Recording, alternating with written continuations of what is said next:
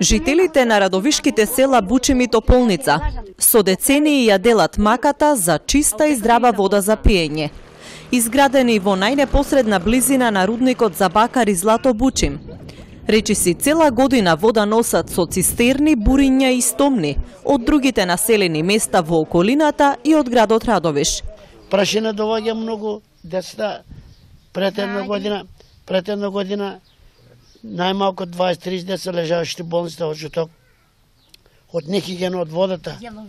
Јаловина прашина кога минират ветерот донева тука, смрѓава од динамит. И многу тешко проблем. А ние имаме сега и со здравје проблеми. Сега имат едно нов рудник направено тука од Полани и сега таа е многу штетно. Многу јака киселина имало тоа. Во Тополница ве пречекува неверојатно кисел вкус на воздухот, кој ви го гребе грлото и ја суши устата. Жителите му свикнале, веќе не го ни приметуваат.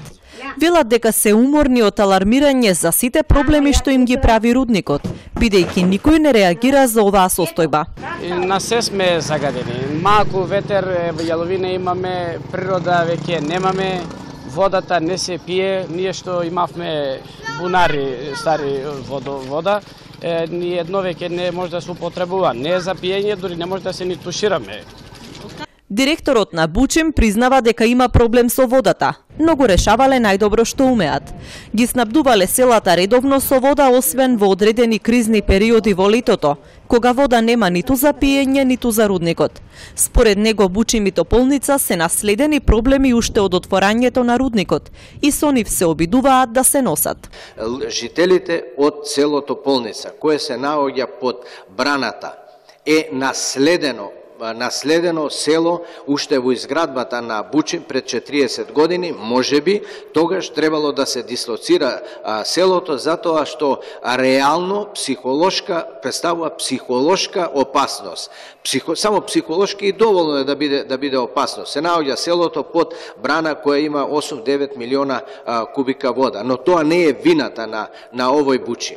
Бучим пред 10 години беше лоциран како жешка еколошка точка во државата, особено поради отпадните води и огромното јаловиште. Таму со донација на Холандија се почна проект за третман на отпадните води, а голем дел од јаловиштето се пошуми.